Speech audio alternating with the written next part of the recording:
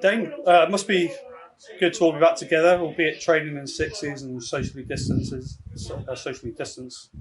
training. Is this now pre-season? Is this what we call it pre-season? And how does it differ from pre-seasons of the past? Is it challenging to approach training as it would have been in the normal fashion?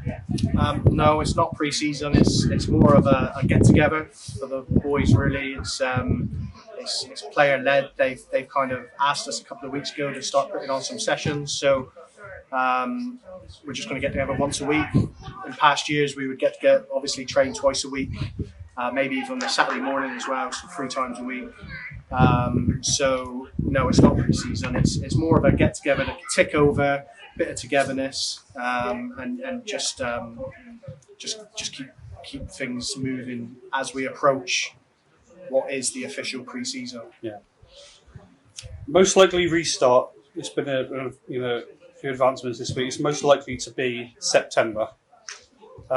What are the challenges of the September start, do you think, and what are the pros and cons of it really, if there are any pros, for instance? What? Well, I guess pros there are if lads who have got injuries, aches and things like that get a little bit longer to recover. Obviously, we've got the likes of Ben Holter, who's long-term injury.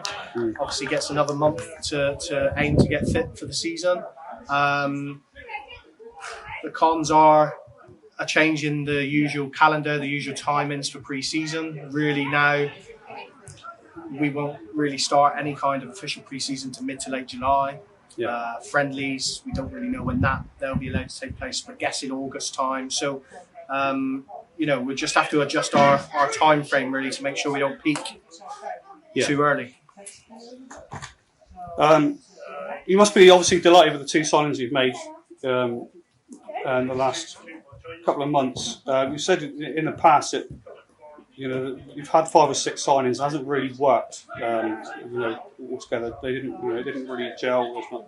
Is it about finding the players now which fit the mould of the team that is already quite successful? 100%. I mean, we've been doing that for a couple of years now anyway. I think this is now our 5th pre-season, or my 5th pre-season here, obviously before working with Matt. And in past summers, we've kind of looked at the character as well as the ability. We've already got a very good group here, so it's important we don't rock the boat, so to speak. So there's no need for any kind of mass change. There's no need for lots and lots of signings, because we've already got one of the best squads in Cornwall.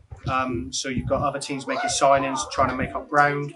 But luckily, we've managed to keep hold of our squad. Yeah. And we've just added a little bit of flavour to it, really.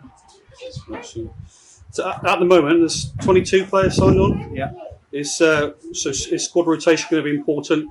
You think it's going to be it won't be a long season, and those there's 11 places on the pitch. Everybody's fit and available. What have the players got to show you to say that they deserve to be in that start 11? To be honest with you, past experience suggests that it's very rare we have to leave people out of the squad, because by the time you take in unavailability, by the time you take into account injuries, it's rare that we have to actually not include someone on the bench. So, 22 players, but that does include 2 goalkeepers. Yeah. So, squad rotation to a point, but mainly it'll be performance-based selection, and play consistently well and play. It's put black and white. We've already said that obviously the league title is the aim next season. That's what we're going to go for. What changes, if anything, this season? Do you think it's going to be more open, or do you think it'll be the same sort of contenders and strong sides as it was last season? I think there's an opportunity now for more teams to come in. Yeah, I don't know. I mean, obviously the other clubs who were below us in the table, below the bottom 3, so to speak, with Mozo and Houston and us, have signed players. Bobbin have made a lot of moves. St. Lazy are making a lot of moves. They're all getting stronger. The division will no doubt have more depth to it. Yeah.